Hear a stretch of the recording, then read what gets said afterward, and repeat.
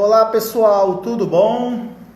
Vamos começar nossa live com um minutinho de atraso, muito justo, porque agora há pouco eu estava fazendo um teste, daqui a pouco eu vou fazer um tutorial sobre isso. A gente vai descobrindo essas coisas novas tecnológicas. Rapaz, eu descobri um negócio muito legal. Daqui a pouquinho eu vou te contar mais, deixa o pessoal chegando. Bem-vindos, bem-vindos, bem-vindos, bem-vindos. Boa noite. Um dia louco hoje, um dia bem agitado, pelo menos ele foi assim para mim. Eu estou de mudança de residência, então uma loucura hoje, mas eu estava agora há pouco fazendo uns testes tecnológicos aqui, tem muita novidade legal que dá para fazer, eu vou mostrar para vocês depois. Rodrigo já está na área, né, nosso convidado de hoje. Hoje nós vamos falar sobre nosso tema. Ele é bem bonito, eu gostei demais do formato, que ele é para micro e pequenas empresas. Vou fixar agora nos comentários a gestão e fluxo de caixa para micro e pequenas empresas. Deixa eu colocar aqui para a gente poder começar e as pessoas que entrarem na live poderem identificar. Enquanto isso, fiquem à vontade, já pode dizer de qual cidade você é, de onde você está falando, para a gente poder começar a nossa live. O Rodrigo Dias Rosa é professor da BSSP Centro Educacional, um amigo lá de Aracaju, né, e vai trazer aí as experiências dele acerca disso como consultor que ele também é. Deixa eu chamá-lo aqui. As perguntas estão também habilitadas, espero que apareça para todos. São exatamente 9h24. Olá, boa noite. Tudo bom? Tudo. Estava contando para os amigos aí que eu atrasei um pouquinho. Rapaz, eu descobri uma novidade. Se alguém entrou agora há pouco, você chegou a ver lá, não? Eu vi. Eu iniciei de alguns segundos, onde eu fico embaixo e em cima fica uma imagem. Nessa imagem, a gente pode fazer transição de slides. Tem novidade. Eu quero aprender isso daí, viu? Vou ensinar depois um negocinho legal, a gente vai tricando as coisas aí. Então vai ser muito legal, um novo formato de live que em breve eu vou trazer. Não sei ainda se dá para a gente dividir ainda a tela, né, Rodrigo? De repente a gente fazer duas conexões. Minha amiga Augusta Barbosa, bem-vinda, minha querida, lá de Fortaleza. E a gente vai fazer uns formatos legais. Mas vamos lá, nosso tema de hoje, gestão e fluxo de caixa para micro e pequenas empresas. O cenário é quase desesperador. Isso mesmo. Né, para muitas organizações, porque se as grandes sentem, as pequenininhas sentem mais ainda, a dor é maior nas pequenas. A gente tem esse problema das organizações estarem com um problema financeiro de caixa, e isso tem ocasionado uma série de problemas, não somente para todos que fazem parte daquela organização, mas como também para uma região, para uma cidade, por conta do fornecimento de produtos e serviços, geração de emprego e renda, que é onde se concentra a força produtiva do nosso país. A gente pode, né, já iniciar, Rodrigo. Primeiro, claro, quero que você se apresente aos nossos amigos, né, mas também não perder muito tempo e já formos na fonte do problema, que é a questão financeira, que a gente vai conversar já. Mas, por favor, primeiro, obrigado pelo seu aceito de estar conosco aqui. Você é uma pessoa que eu respeito demais. Entendo que é um grande disseminador de conhecimento e de consultoria também. E fala um pouquinho aí quem é o Rodrigo Dias Rosa, para quem ainda não o conhece. Bem-vindo. Então, muito obrigado. Quero agradecer pelo convite, né? Para mim é uma honra estar contigo. Fui teu aluno também, né, no MBA, né? Então, hoje somos colegas como professora, né? Então, assim, para mim é uma grande satisfação estar com vocês. Eu sou o professor Rodrigo Dias Rosa, como o Fernando mesmo falou, eu sou professor também da BSSP. Minha especialidade, eu digo que são duas áreas que o empresário não gosta, que é planejamento tributário, pagar menos tributo, e o financeiro. Então, são as duas áreas que eu sou especialista, né? Então, trabalho nesse foco. Sou consultor também do Sebrae, inclusive eu estou trazendo uma cartilha para todo mundo que está aí, certo? Poder baixar uma cartilha sobre fluxo de caixa que foi desenvolvido pelo Sebrae Sergipe, e eu sou um dos coautores, então tá justamente no final a gente vai Show passar de quem tiver bola. interesse em receber essa Já cartilha. já, inclusive, aproveitando para quem está vendo a live, essa cartilha vai estar o link disponível lá na minha bio também, você pode acessar. Lá também com o professor Rodrigo, a gente vai fazer a disponibilidade, né, para quem não encontrar lá nos nossos perfis. Show Isso. de bola, legal a cartilha. Então eu sou professor tanto de graduação como de pós-graduação e trabalho diretamente com micro e pequena empresa no Sebrae, onde eu sou instrutor e consultor também, né? E temos a empresa de treinamento e consultoria que é a Dias Rosa. E com essa questão do coronavírus, toda essa parte financeira, a gente sabe que muitas empresas acabam, nós não temos a cultura de guardar dinheiro, né? Desde como pessoa física até pessoa jurídica, principalmente os pequenos. E aí, recentemente, o Sebrae nos convidou, né, para que a gente confeccionasse algo de ajuda à micro e pequena empresa. Então, a gente está fazendo um trabalho junto com o Sebrae Sergipe bem bacana, com várias cartilhas. Então, uma delas é essa de fluxo de caixa que nós vamos conversar aqui, né? E assim, nós estamos num momento que a gente tem que ter muito cuidado, Fernando, porque o pessoal fala muito assim, o governo está jogando os impostos lá para frente, mas ele não está dando isenção. Então, como ele está jogando, fazendo seu diferimento, será que você vai ter dinheiro lá na frente para poder pagar isso? Então, são situações que tem que ter, começar a verificar, né? Então, que o pessoal muitas vezes fica, joga lá para frente, será que eu tenho esse recurso?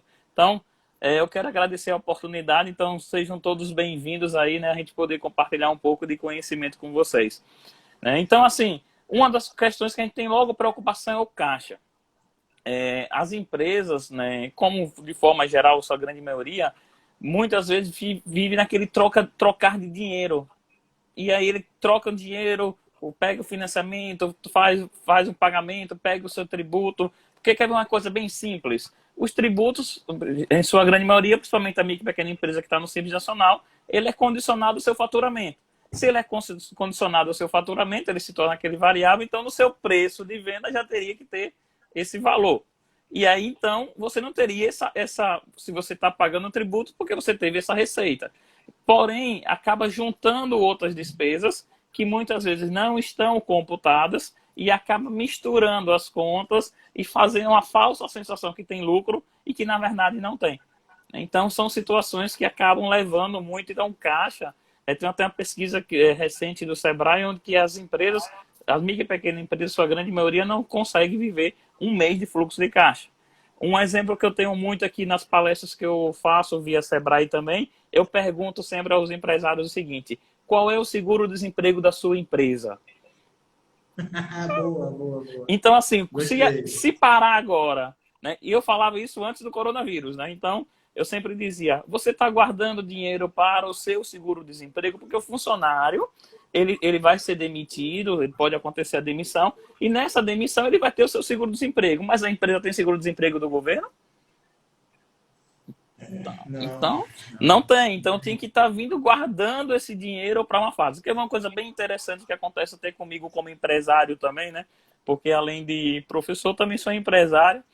É que, geralmente, o ramo de curso, dezembro, janeiro e fevereiro, são meses que o pessoal não quer muito fazer curso porque tem outras questões prioritárias. E aí a gente começa a funcionar mesmo e a partir de março. E aí, se eu não vinha guardando dinheiro, ou tendo dinheiro do fluxo de caixa, para esse momento, de dezembro, janeiro e fevereiro, aí o que acontece? Eu quebro. E agora, em março, começou o quê? Coronavírus. Então, se você não tivesse vindo guardando dinheiro, fazendo uma reserva de emergência, como você ia sobreviver agora? Então, será que a gente muitas vezes para poder pensar nisso? Então, nesse momento agora, nós estamos num momento muito crítico que a gente tem que pensar constantemente no caixa, né? Ter o caixa como o fonte principal. Aquelas empresas que têm lá um financiamento, um empréstimo, junto com o banco, tem alguns bancos que estão fazendo refinanciamento, mas um cuidado que eu digo, pessoal, que tem que ter, sabe o que é? Alguns bancos estão fazendo o quê? Congelando 2, 3 parcelas. Porém, acaba não informando que o saldo devedor continua. Então, você vai pagar juros sobre essa parcela no saldo devedor. Não, você não vai pagar os juros de mora, o juro de atraso. Mas você vai pagar os juros remuneratórios por quê? Porque o saldo devedor continuou o mesmo. Eu até estava com um caso concreto aqui de um cliente meu, onde eu disse que tem que avaliar se vale a pena mesmo ou não segurar essas parcelas. No financiamento dele aumentou R$ 115 na parcela de todo o financiamento. Porque ele pegou e congelou 2 parcelas que jogaram lá para o final. Como joga lá para o final, o saldo devedor também continua o mesmo e vai gerando juros. E isso não é informado ao pessoal, né? Então são situações... Essas armadilhas porque assim, o que acontece é o seguinte, muita gente confunde gestão do fluxo de caixa com liquidez, né? Então, Isso mesmo. É um ponto que a gente tem um problema da liquidez, que é o dinheiro imediato, disponível, a disponibilidade, e a gestão do fluxo de caixa e o próprio fluxo de caixa são coisas distintas. Então, conceitualmente, muita gente confunde acerca disso. Liquidez é o que eu preciso agora, tá? Isso. É o dinheirinho que está no bolso, que está disponível imediatamente. Então, nesse caso agora, o problema de caixa é um problema de disponibilidade, que muitas empresas têm, né?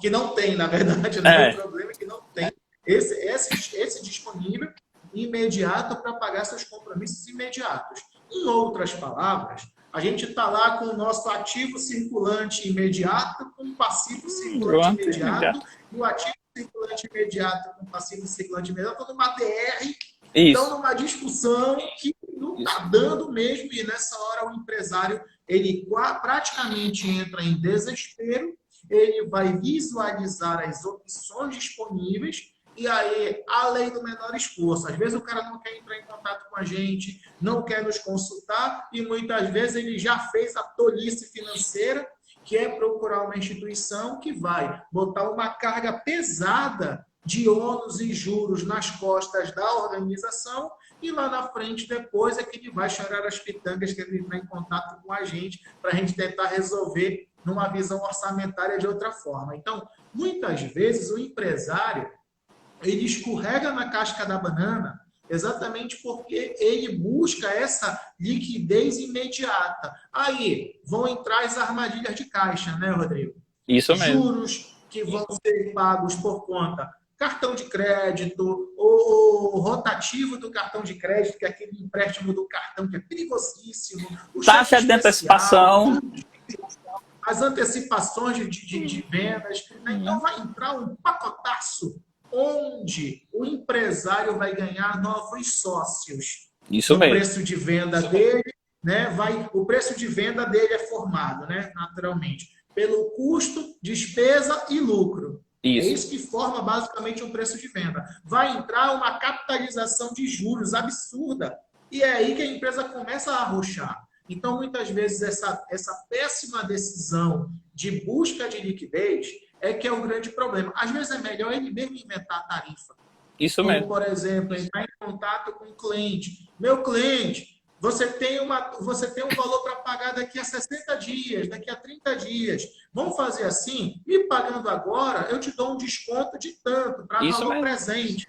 Muito melhor do que sabe lá Deus quanto de juros compostos que tal instituição financeira vai cobrar. Só que o que acontece muitas vezes ele não sabe analisar os próprios números dele. Isso mesmo. Há alguns casos, aí vamos trazer o meia-culpa, não do Fernando, mas de toda a classe. A gente também não está utilizando o meio de comunicação, a boca, o texto, a forma, enfim, para dizer para eles que nós somos opção para ele decidir, nós proporcionamos uma discussão para essa organização. Então, a gente tem esse problema de muitas vezes estarmos numa omissão. Isso mesmo. Omissão de não nos mostrarmos, e aí, trazendo um pouco das lives anteriores, né? Conversava ontem com o Fernando Oliveira sobre oportunidades, conversava com o Sescom Goiás hoje à tarde, sobre ações que nós podemos tomar, e está aqui agora, é um tripé essas 3 lives. A do Sescom não deu muito certo com problema técnico operacional. Mas a gente tem uma discussão em que nós, ao nos fazermos presentes, Rodrigo, a gente vai dar opção de decisão para esse cara não mais tomar a pior decisão, muitas vezes, que é buscar uma instituição financeira ou qualquer outra de crédito. O que a gente tem que lembrar é o seguinte, meus amigos, nesse jogo, o pequeno ele já é desfavorecido, infelizmente, né? A gente tem as premissas que não são respeitadas muitas vezes premissas que são constitucionais e que estão lá na lei complementar, né? A nossa 123 e tantas outras legislações, mas que infelizmente, as instituições financeiras não respeitam, como tarifas diferenciadas, acesso a crédito diferenciado, etc. Enfim. Então, a gente tem muitas vezes que também ficarmos atentos a isso, para que, de fato, as pequenas e médias empresas tenham acesso ao crédito, com um crédito justo. Mas, para isso, para saber se é justo ou não, é preciso uma análise. Essa análise é que não está acontecendo. Essa análise é que a organização precisa. E aí, se você se especializa nisso, imagina o número de empresas que estão precisando dessa discussão, que é justamente o escopo do que você já faz, Rodrigo, do que eu já faço.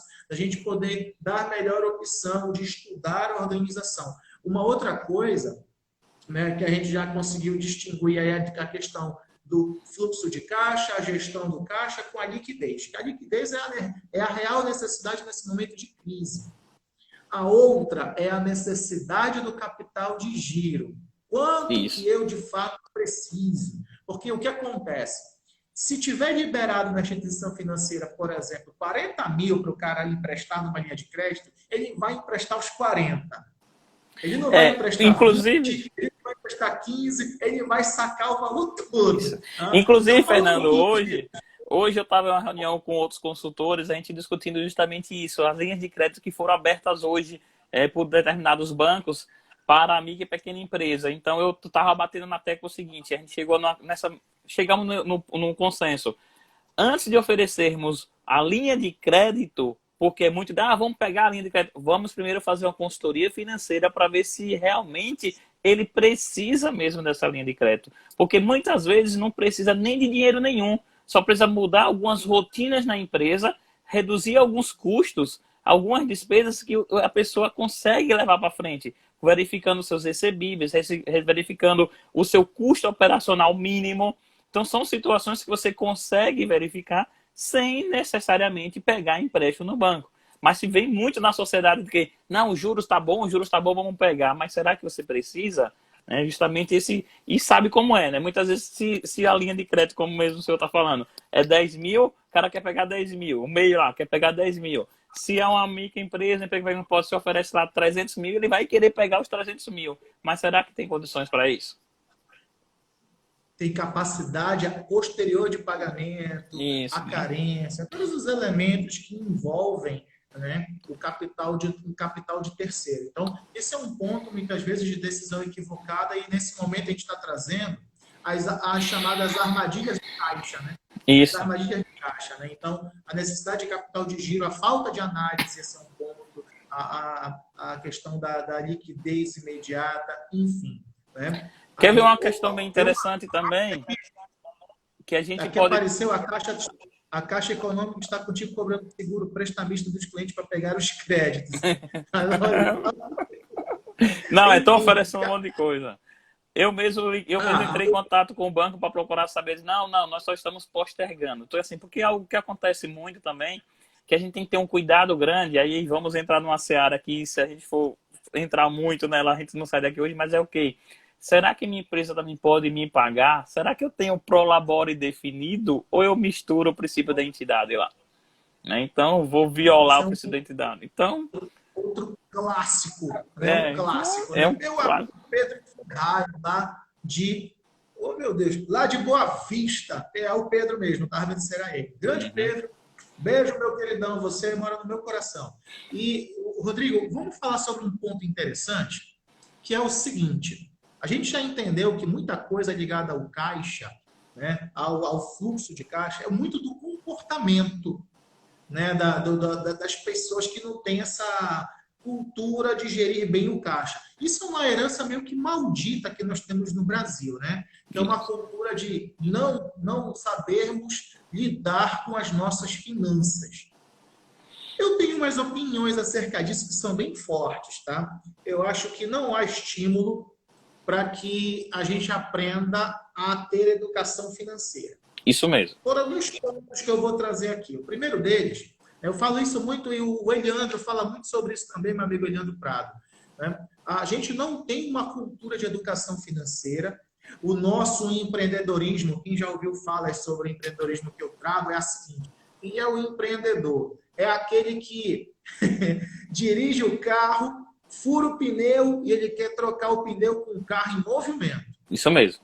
É o cara que se joga de uma ponte e quer construir o paraquedas durante a queda. Ou seja, é um empreendedor aquele que se joga.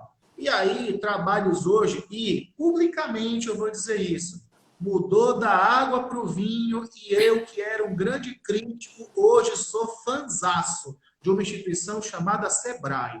Quem me conhece já deve ter ouvido falar minha de 5, 6, 10 anos atrás, que eu tacava-lhe o pau no Sebrae. E hoje eu utilizo o material do Sebrae nas minhas aulas, porque mudou de fato. Realmente começou a fazer gestão para micro e pequena empresa. Da água para o vinho mudou. Não sei se foi aquele furacão Afif que passou por lá, né? Que melhorou muito, enfim. Tá? Eu acredito que é uma instituição que deve ser gerida por empresários para empresários. Então, os estudos que hoje são feitos pelo Sebrae são muito sérios e muito assertivos acerca dessa gestão de pequenas e médias empresas. E são muito confiáveis, inclusive, hoje, porque o critério de análise é muito grande. Você, claro, né, como a gente fala, a gente não amarra o nosso burro em qualquer lugar. Né? Isso mesmo, não estaria lá se não estivesse dando certo. Isso aí eu tenho toda a certeza do perfil profissional que é o que você atua.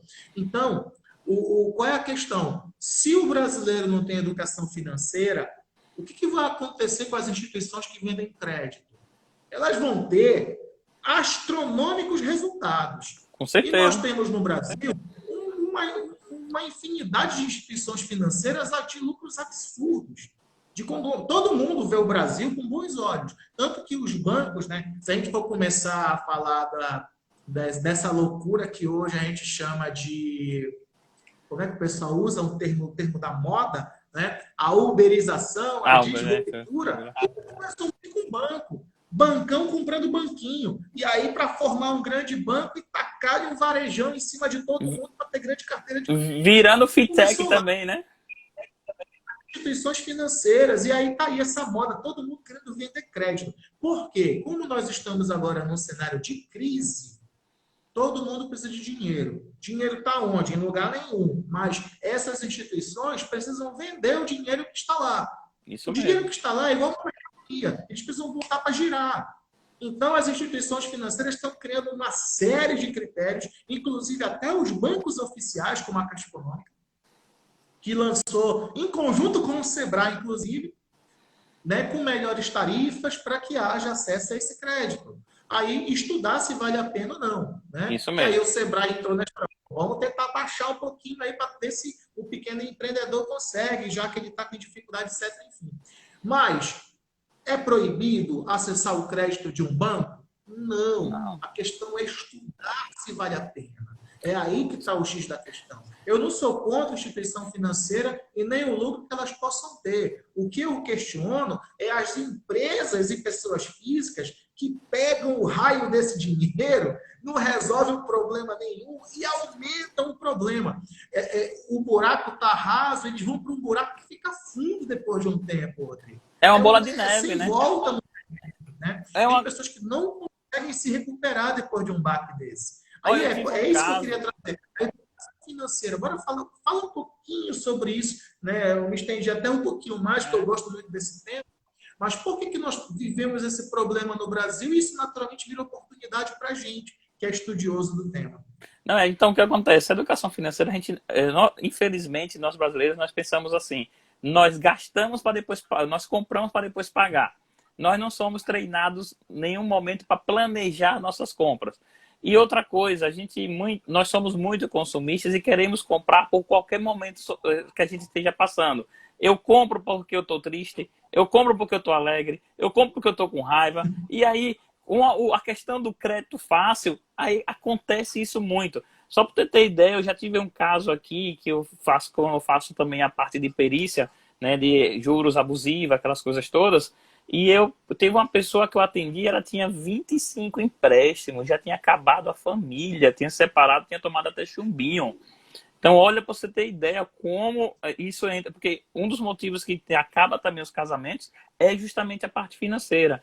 Então, assim, eu sou muito daquela pessoa que defendo muito que a educação financeira tinha que ser ensinada desde criança.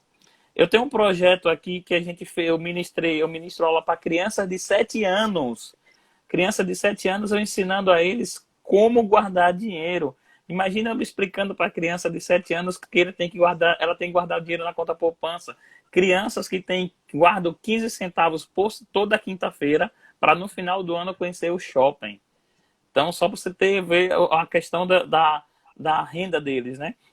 E naquele momento eu começar a conversar com eles, tio, como é que eu faço para guardar? Como é que eu faço? Eu disse, ó, esse dinheiro que você guardar aqui no cofrinho, você pode pedir para guardar na conta poupança. Mas o que é que vocês podem fazer para poder ganhar dinheiro? Tio, eu sei fazer isso, eu sei fazer tiara, porque não faz para vender. Então, ó, desde criança já começa. Eu tenho, meu filho, o Martim, ele tem 3 anos de idade. Ele já, todo dinheiro que ele chega, ele guarda. Um dia desse ele estava pegando ali os brinquedos e disse, pai, eu quero vender 15 reais cada um. Então, assim, você já vai... até tarifar o brinquedo, né? não sei onde ele achou 15 reais, né? Porque ele tem 3 anos, né? Mas, então, assim, recentemente mesmo eu fui para uma instituição que é tido que as pessoas têm bastante dinheiro e eu fui para um banco, por uma cooperativa de crédito, fazer uma palestra de educação financeira e me disseram, ó, esse público é aquele público A que tem muito dinheiro, então o seu foco vai ser em investimento para eles. Quando eu fui lá, todo mundo me perguntando como sair do cheque especial. Pessoas que ganham 15, 20 mil reais por mês. Eu conheço pessoas que ganham 20 mil reais por mês e pegam dinheiro emprestado com quem ganha 1.045 reais, com quem ganha um salário mínimo. Por quê? Porque às vezes a gente quer suprir algumas coisas, algumas deficiências que a gente tem, através de quê? Do comprar. E aí vira aquela bola de neve, né? E muitas vezes a gente compra para poder dizer que tem as coisas, né? Porque eu compro aquele celular grande, eu compro aquele iPhone que tem isso, que tem aquilo, e que tem várias funções, mas eu não tenho lá 20 reais para botar crédito no celular e fico pedindo Wi-Fi. É aquele caso lá, o cara compra um carrão, quando chega o IPVA, ele se desespera, né? Então Isso por mesmo. aí, né? Então, E o que que o micro e pequeno acontece? empresário tem essa mesma questão. Você pode ver que alguns, quando começa a ganhar dinheiro, a primeira coisa que ele faz, comprar um carrão. Exatamente. E Né? aí começa, né? É aí onde isso vira uma espécie assim como como tem, né? Aquele American Dream, né? O sonho americano. Isso às vezes é o Isso. sonho americano, é o sonho brasileiro. Ah, eu vou ganhar muito dinheiro, eu vou comprar um carro, não sei o quê. Calma, cara. Por exemplo, é muito. Minha amiga Vânia Trindade, beijo para você, minha querida conterrânea, professora da BSSP também. E fera demais. A gente tem que bater um papo aqui, tá? Já fica o convite público, minha amiga Vânia. Então, Rodrigo, qual que é a questão? A gente tem que conversar sobre educação financeira porque isso se reflete escancaradamente nas organizações, nas pequenas e médias. Porque tem o seguinte também, às vezes o pequeno empreendedor, o que está começando um negócio, ele começou aquilo ali e não sabia se ia dar certo ou não, naquelas incertezas. Ele entendia que tinha possibilidade, etc. Enfim, começou a ganhar dinheiro, começa o endividamento. Exatamente porque ele quer elevar o padrão de vida dele. Tá? Então, vem um dado, tá aqui inclusive é um dado do Eliandro, apenas 20% das pessoas em vida trocam de classe social. Ou seja, o cara nasceu pobre, tá? Só 2 pessoas a cada 10 trocam de status social ao longo da vida. Então, essa ânsia de melhorar de vida, muitas vezes, vai o pé pelas mãos, aí acaba sendo uma falta de planejamento, não consegue, muitas vezes, ter essa gestão. E por que eu quero trazer esse ponto? Muitas organizações, Rodrigo, já vem cambaleando, já vem mal das pernas antes da pandemia.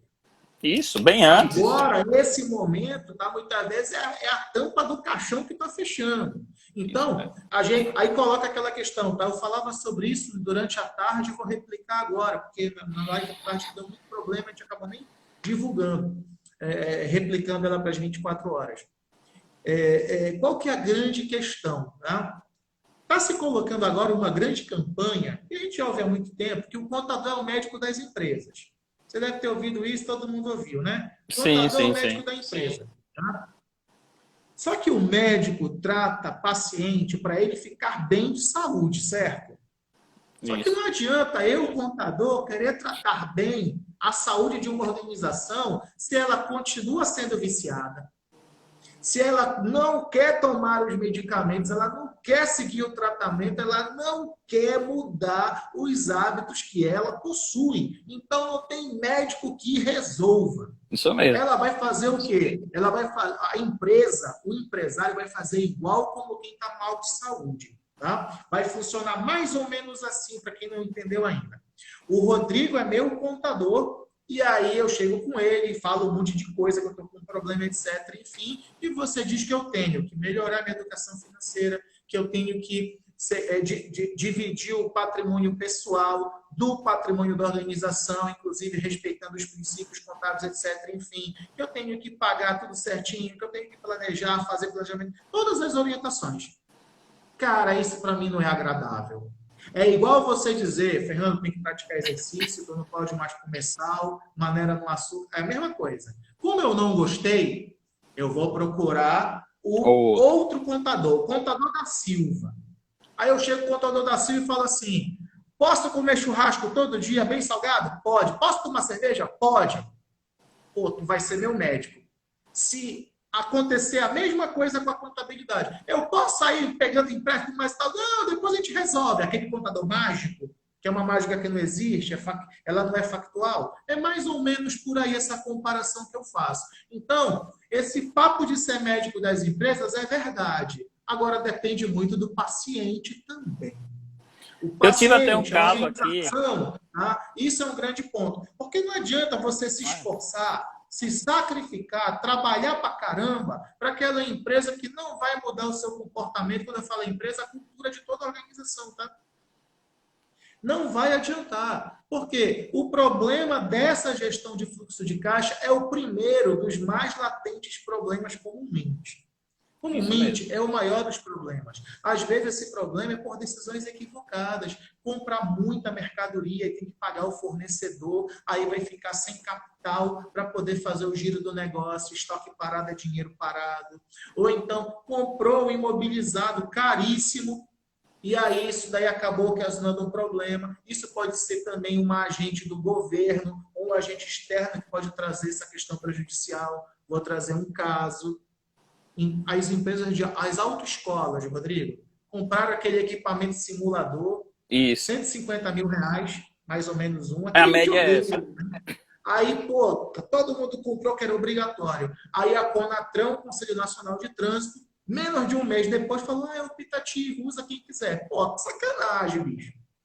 Me obrigam a comprar um negócio para eu me adequar, um simulador, um videogame lá. Aí eu tenho um cliente que tem 4 autoescolas, ele gastou 600 mil reais em equipamento, e aí tu chega lá, não quero usar isso aqui não é obrigatório.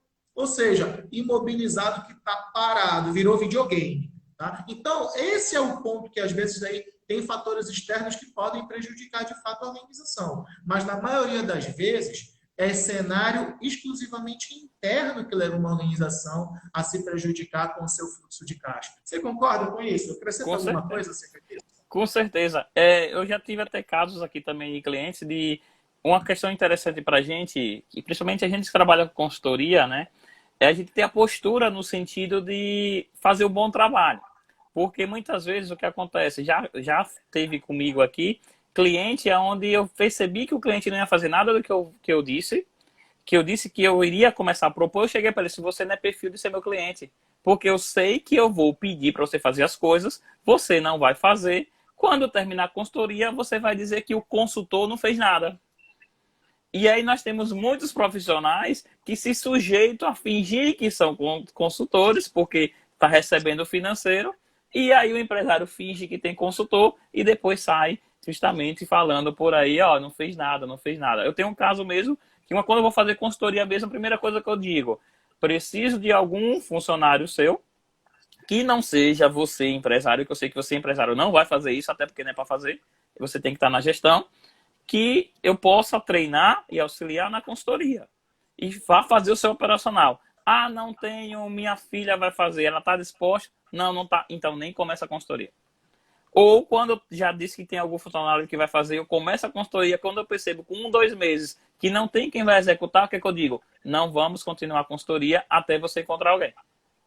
Ou sugerir alguém para que trabalhe na empresa para poder que faça isso. Porque senão a gente, como profissional também, acaba tendo... É o que acontece com vários profissionais, né? Que eles o profissional é ruim e tal, muitas vezes não é. É que não teve a postura de demitir o seu próprio cliente também. São situações que a gente tem que ter cuidado aí, né? Então, outras questões que eu vejo muito. Teve um caso mesmo que eu tive aqui, onde eu fui fazer uma consultoria financeira e o empresário disse que não pegava dinheiro nenhum da empresa. E aí, quando eu peguei os dados, que eu chego na empresa, eu digo assim, me dê todos os dados financeiros, pouco importa. Me dê em planilha, me dê como vocês tiverem. E aí tinha lá, pagamento da ração do cachorro de mamãe. Aí tinha lá também... Aí eu cheguei pro empresário e disse também, outra hora, eu cheguei bem assim, eu não tô achando esse sofá aqui de 5 mil reais. Ah, não, é que minha esposa achou bonita, a gente comprou lá para casa.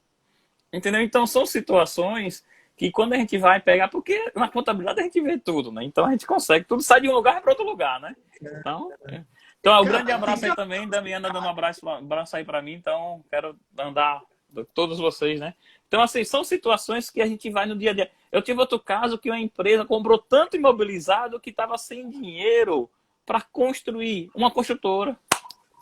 Entendeu? Então, o que é que acontece? Então, você engenheiro, né? Então, são situações... igual padaria sem pão, né? Entendeu? Né? Então, são coisas que a gente começa... Então, e no fluxo de caixa, a gente começa justamente a perceber para onde está indo esse dinheiro, né? Então, porque a gente começa a fazer essa projeção. Então, o ciclo operacional com o ciclo financeiro, como é que está? Né? Já foi época de empresário dizer que ter grandes estoques era bonito, né? Era bom, né? Hoje o estoque tem que ser o mínimo possível, né? Estoque parado é dinheiro parado. Deixa eu dar um abraço aqui para o meu amigo Fernando, né, que está aí, meu parceiro de eventos aí, a gente está sempre por aí. Tem tanta gente boa aqui passando pela live. Obrigado pela presença de vocês, tá? Se a gente for começar a contar os casos aí, cara, o mais gritante foi a prestação do carro da amante. Rapaz, cara, eu tive um caso. Eu pagava pela conta da empresa porque não podia aparecer na pessoa física. No final das contas, o que o empresário quer? O empresário quer uma cápsula. Ele quer pegar isso aqui. Mandaram eu tomar um medicamento, vou tomar agora na live. Ele quer tirar que você dê uma pílula para ele, ele pega a pílula, acabou o problema. É isso que eles querem, cara. Não vai dar certo. Não vai dar certo nunca, nunca, nunca, nunca. E geralmente eu digo até assim nas aulas mesmo, e quando eu estou com os alunos lá, eu digo bem assim, ó, consultor, e até com o empresário eu também digo, consultor, ele é aquela questão igual ao médico. Então o que acontece? O médico, quando você faz logo a consulta, ele não te receita logo, ele não vai te dar logo o remédio. Ele vai mandar você fazer o exame. Aí você vai fazer o exame, que nesse exame que você vai fazer, você tinha que estar com 12 horas de jejum. Mas quando chega no dia anterior, tem uma festa de Wesley Safadão. Aí você chega, vai pra festa. Toma todas. Quando chega na hora de fazer o exame, tira o sangue. Vai sair o resultado correto nesse exame? Não vai. Porque você não cumpriu o mínimo. E aí o médico ele vai pegar aquele resultado do exame e vai te receitar o remédio errado. Porque você fez o exame sem seguir os procedimentos. A mesma coisa. O teu comportamento prévio prejudicou o exame, a análise, o tratamento. Tudo aí, isso. Quando dá tudo errado, né, querem colocar a culpa no contador, e aí já vou aproveitar e vou mandar um beijo. Beijo, Larissa Moroís, que está aqui conosco, porque é procurar o advogado depois para ver se o advogado resolve. Né? Isso mesmo. A Larissa, como advogada, está trazendo aqui, apesar que a mágica dos contadores é advogado, de verdade. Aí, como o contador não faz a mágica, né? Muitas vezes ele quer procurar um advogado para tentar uma segunda mágica, que não tem, tá? Não tem coelho na cartola do contador, não tem coelho na cartola do advogado. Gestão ruim não tem jeito, tá? Ela vai ter que ser tratada como deve ser tratada, com esses elementos que a gente está trazendo aqui. Inclusive, poucos advogados estão fazendo isso hoje. Olha, cara, procura um contador para resolver tua vida, porque não tem muito o que fazer aqui. No máximo, a gente pode tentar negociar alguma coisa do tipo aí, tentar reduzir uma moratória, um juros, alguma coisa, mas é exatamente esse o ponto. As organizações, elas querem resultados imediatos. E aí, Rodrigo, no cenário de crise, que é esse que a gente vive, o imediato virou senso comum. O imediato, né, o para ontem, tá, virou commodity. Tá? Então, aí a gente tem que dar respostas imediatas e rápidas. Como é que a gente pode, muitas vezes, para uma organização, para quem está vendo a gente amanhã, uma dica, né? Para que na sexta-feira, na segunda, na terça, você já consiga uma resposta financeira, uma resposta de fato que leve aquela organização para um cenário que ela busca de liquidez ou alguma coisa nesse sentido. Que dica você pode dar aí para, nesse momento de crise, buscar-se de fato soluções para esse problema de liquidez que as organizações têm? Então, o primeiro passo que eu faço a sugestão é verificar logo quais são os seus recebíveis imediatos e quais são os seus pagamentos imediatos para poder saber a necessidade do capital de giro.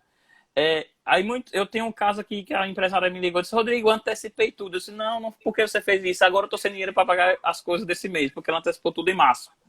E eu disse: aí foi postergado o Simples Nacional, foi postergado o FGTS, muita coisa teve. Aí o que acontece? Ela está sem dinheiro. E aí, mesmo que você tenha um recurso, eu vou pagar agora, aproveita também a postergação. Pega esse dinheiro e aplica. Ganha dinheiro com o que você tem. Então, são situações que podem ser colocadas de imediato. Eu tenho 10, 15 mil reais lá no caixa. Uma coisa que eu uso muito aqui na Dias Osa, na minha empresa. O saldo bancário fica R$1.000. Passou de R$1.000, aplicação imediata. Ficou 10, 15 dias aplicado, mas ganhou alguma coisa. Então, um CDB, um RDB, então aí você vai. Então, são situações que dá para começar a fazer no dia a dia. Sabe uma coisa que eu estou brincando na pessoa física, só que eu vou colocando um pouquinho, né? Eu estou comprando e vendendo dólar. Eu fico todo dia olhando quanto está o dólar, eu compro. Em um mês eu já tive 4% de dólar. Nessa oscilação que tá Eu vendi agora, ontem a 4%. Entendeu? Então, são situações. E o quê? Um banco, uma fintech que eu compro tudo no celular. Eu tenho uma conta internacional que você fica fazendo essa transferência. Transfere para lá, para cá, para lá e para cá. Então, são na crise que a gente também começa a ter oportunidades. Claro que o dólar mesmo é a questão ativo de risco, né? Então, você não vai jogar o dinheiro todo lá, né? Então, tem algumas aplicações. 5,50, né, meu brother? Entendeu? Agora... Então, enfim, que é o flow. Então, a gente tem que ter uma inteligência financeira muito grande. Né? Isso. As organizações com esse imediatismo. Agora tem o seguinte também, tá? Outro ponto que eu acho interessante com a gestão do fluxo de caixa é que segmentos acabam trazendo diferenças de caixa, tá? Então, nem todo mundo vai ter o mesmo tratamento. Algumas empresas têm um ciclo operacional diferente das outras. Ciclo operacional é aquele pacote, tá? Prazo médio de pagamento de compras, prazo médio de recebimento de vendas, o ciclo operacional, o giro do estoque, aqueles vários elementos que você vai aplicar em determinada empresa. Entender e equacionar tudo isso traz uma resposta mais imediata ao problema e de como tratar o problema. A gente tem que lembrar o seguinte: mas eu já tenho isso estudado, eu já tenho isso pronto. No cenário de crise, todos esses indicadores se modificaram. Se a gente pegar o cenário inicial da Covid, que foi lá na segunda quinzena de fevereiro, que financeiramente algumas empresas já sentiram reflexo, aí a gente teve o mês de março, que mês de março catastrófico, eu acho que foi o pior mês de março da história, e agora a gente está nesse mês de abril, que não é catastrófico, ele já é uma coisa cataclísmica, um negócio absurdo. Então a gente tem um maio que está vindo aí, tá, para pegar o troféu de março e abril. Então, se não tiver uma ação de análise nos últimos 60 dias aproximadamente, desses indicadores, porque de repente tu está com um indicador que se refere ao balanço de 2019. Isso. Então você tem que ter os dados. Tem que ter os dados de agora. Com certeza, os dados. Na crise. Eu garanto que todos os indicadores financeiros de uma organização estão de ponta cabeça. Alguns têm se modificado em vários pontos percentuais. Então, se isso não for feito imediatamente, vai ser novamente uma decisão cega, que é aquilo que a gente vem falando bastante, tá? A gente tem um cenário de crise que a gente está vivendo agora, que traz um novo planejamento estratégico. A gente teve um planejamento estratégico que não deu certo, rasgou 2020, o planejamento estava aquele bonitinho início do ano, rasga. Aí tu vai ter que fazer um agora para o momento de crise, estimando de forma pessimista Porque, queridos, planejamento pessimista se tiver uma coisa melhor do que a gente planejou, ótimo. Ótimo. Mas a gente consegue, num cenário de crise, tem que planejar o pessimismo. Não que o Fernando está trazendo situações que ele está jogando tudo para baixo. É claro, porque aí eu, tendo um cenário pessimista, a minha capacidade de caixa ela vai ser conservadora, né? Não vai ser ousada, eu não vou sentir frustração com a minha organização por eu não conseguir cumprir determinados pagamentos ou qualquer outra coisa financeira que envolva a minha organização. Então é interessante ter um cenário pessimista futuro e ir ajustando gradualmente com um resultado positivo. É orçar o pessimismo e acompanhar o realizado e que espero que esse realizado seja positivo, seja já otimista. Então é interessante fazer alguma coisa nesse sentido. Porque a gente como vive um cenário de a tendência é piorar. Uma coisa bem interessante, Fernando, eu tiro assim por experiência nossa aqui, né? Nossa empresa, a gente sempre trabalhou com treinamento somente presencial, né? E estava no nosso planejamento estratégico, mas não de entrar agora, entrar mais na frente, o curso online e o curso EAD. Que o curso online é aquele ao vivo, que você está lá, e o curso EAD que é aquele gravado, né? Então, o que acontece? Foi o que a gente fez. Antecipamos nosso planejamento estratégico. Porque na crise você tira o S e fica CRI, né? E aí a gente só fez, né? Então, o que acontece? São situações também que a gente começa... Outro problema que nós temos, que o empresário muitas vezes tem que relembrar, é que o seu cliente também está com crise. E muitas dessas crises com a questão do isolamento social são crises emocionais. Fique mais próximo do seu cliente, ligue para ele, procure saber como é que ele está, entendeu? E aí você vai cativar isso também. Então, porque a gente fica pensando somente no financeiro, mas ele também está passando pelo mesmo problema que você está. Então, porque aqui mesmo nós temos escritório virtual. Nesse momento de isolamento, quem se aproxima se diferencia. Isso mesmo. Entendeu? Então, esse é um ponto muito importante. Você trouxe um pouco, eu te cortei propositalmente, porque isso é extremamente importante. A gente está isolado, mas quem se aproxima vai se diferenciar. Porque essa crise, uma hora passa. Mas isso aí, mesmo. Na hora que passar, eu que sou cliente, vou lembrar daquele que ficou próximo de mim durante esse momento difícil. Aquele que me esqueceu, naturalmente, né, com aquela famosa frase, quem não aparece não é lembrado, né? Isso então, mesmo. Esse é o momento de aparecer. Então, se o cara está em crise, é o momento que, de repente, ele está precisando de não somente de informação técnica, mas de informação até ligada. Olha, cara, tem segmentos que estão indo nessa linha aqui, tu não pode, por exemplo, já pedir alguma coisa positiva para o cara. A gente precisa ouvir coisas melhores. Já basta jornal e meio de comunicação dando notícia ruim. A gente tem que trazer soluções, né? Isso então, mesmo. Isso que, nesse ponto, né, a gente pode ser aquela pílulazinha de otimismo para muitas organizações. Agora também tem o seguinte, ser otimista, mas não ser alienado.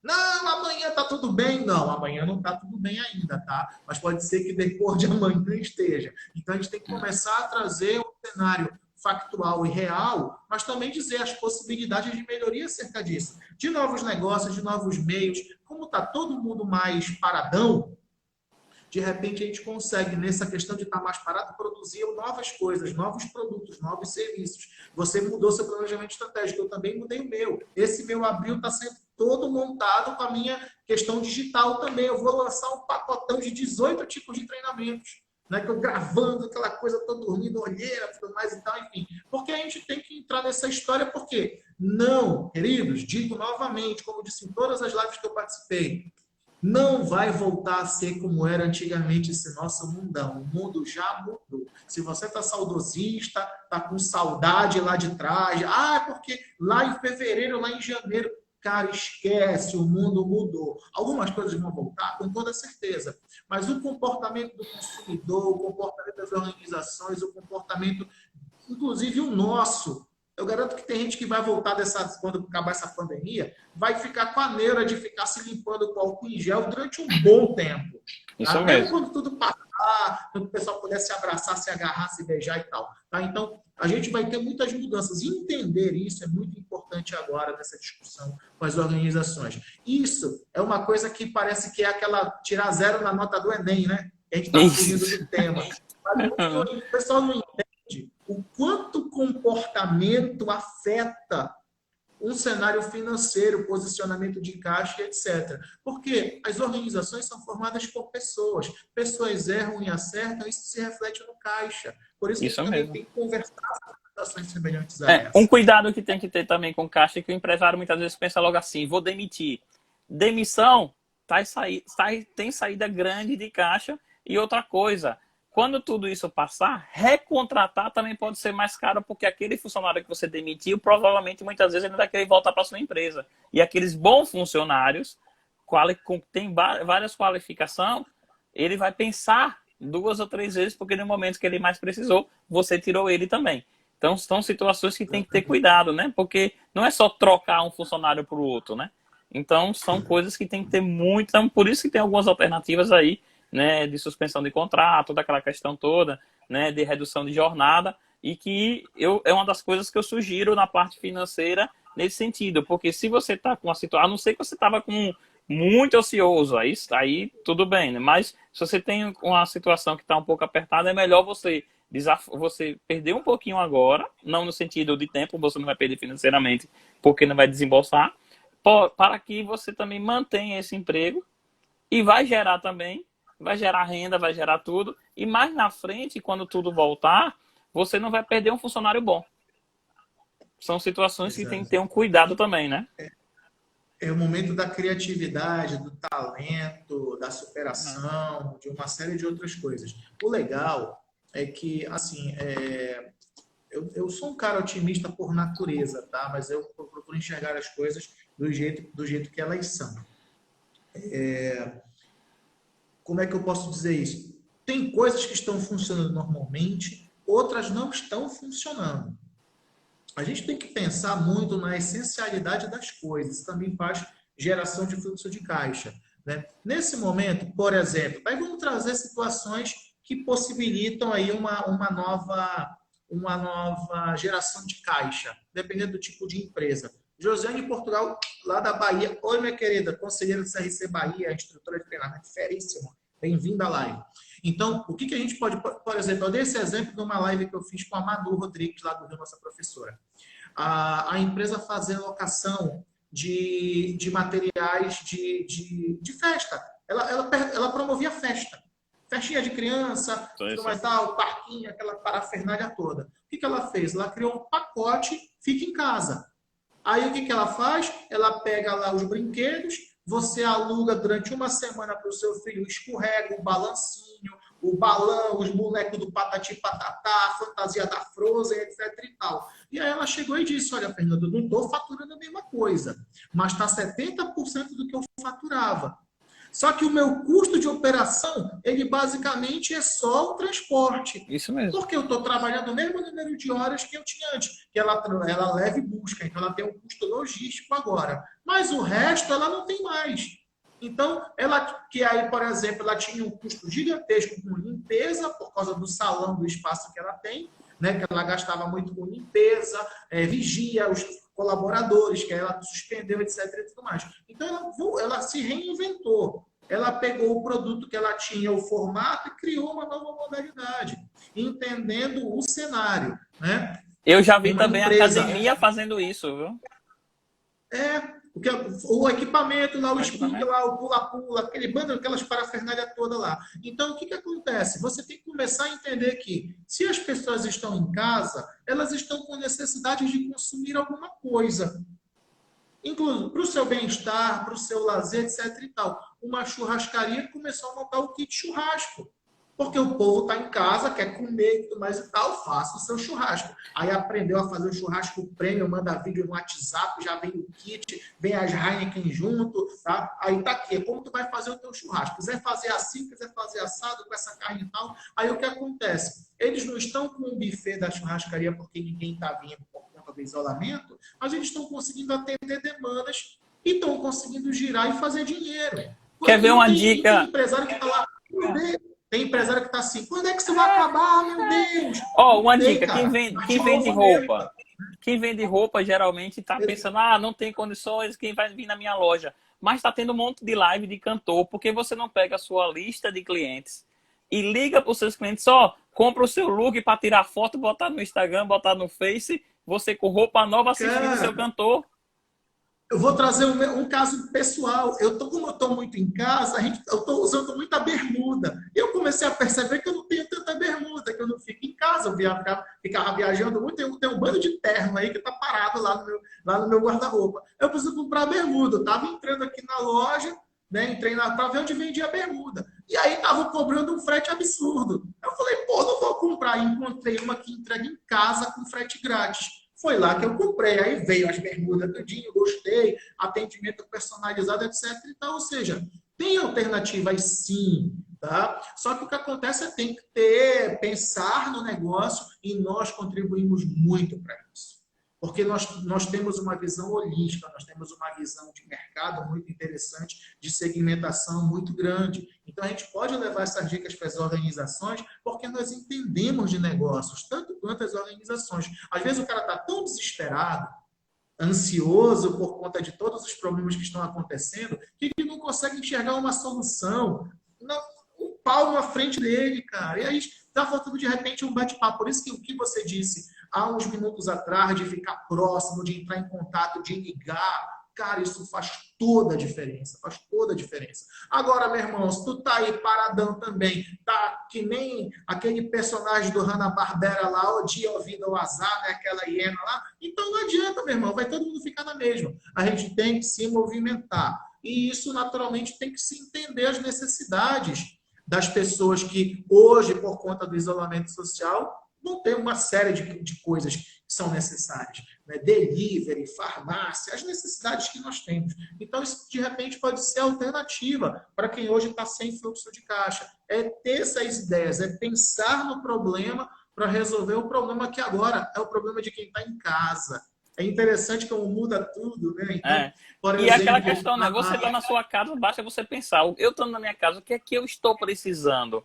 E nesse eu estou precisando, você vai despertar algo que você pode fazer para os outros. Porque o empreendedor é aquele que atende a necessidade dos outros. O problema é que nós temos muitos empreendedores no Brasil que querem atender as suas necessidades e não a dos outros. E não enxerga a necessidade no outro. É um empreendedor de espelho, né? Ele só consegue se ver no espelho. Ele não consegue ver além. Isso é um problemaço, tá? Que nós temos. Eu estou vendo aqui que muita gente não teve pergunta, mas teve acréscimos, né? A nossa live aqui. Né? Já precisei comprar pó de maquiagem e não sabia onde comprar. Olha aí, pó de maquiagem, coisa boa. Para você entender como os problemas são os mais variados. Tá? Então, a Vanha trouxe o caso do pijama, né? O dinheiro está no mercado, ações positivas de manter a receita para cobrir o custo, né? É melhor pingar do que secar, é verdade, é melhor ganhar o dinheirinho do que não ter nada, o que a Vanha trouxe. Então, nós temos uma série de contribuições, obrigado pelas contribuições, amigos, porque é esse sentido que a gente tem que se desenvolver. Eu, por exemplo, estou estudando uma série de coisas sobre marketing digital, já tinha uma noção muito grande, agora estou com um monte de carta na manga aí para fazer coisas que eu não esperava que eu fosse fazer e desenvolver. Então é nesse ponto, tá? E a gente está aqui, Rodrigo, eu digo que as minhas lives, né, que eu falo pra caramba e meus convidados, né, enfim, as minhas lives elas passam na velocidade 5 do Creu, né? Elas passam muito rápido, acho que a minha hora ela tem dupla, como é que fala lá na época do táxi, não lembro mais, bandeira 2, né? Bandeira 2. A gente está com 58 minutos e 30, temos 1 minuto e meio para acabar a nossa live, né? E a gente sempre acaba ela corrida, né? Mas eu quero te agradecer, cara, e o Thiago acabou de dizer uma grande verdade, você é referência nisso.